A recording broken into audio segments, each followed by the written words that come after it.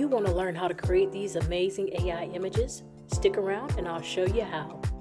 First thing, I head over to Midjourney and type in a prompt. So for those of you who don't know, Midjourney is a powerful tool that allows you to generate AI images.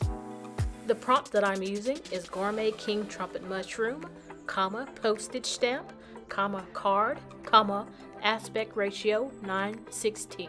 The tool that I use to edit my images is Photoshop, so I view my layers and make sure the right layer is selected. Then I use the marquee tool and select this unwanted text. On my menu, I choose select and then color range. My text is dark, so I select shadows and then click OK.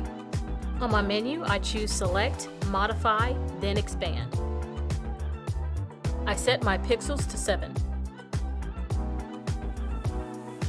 On my menu, I choose Edit, then Fill. Under the Contents drop-down, I choose Color, then sample the color surrounding my text.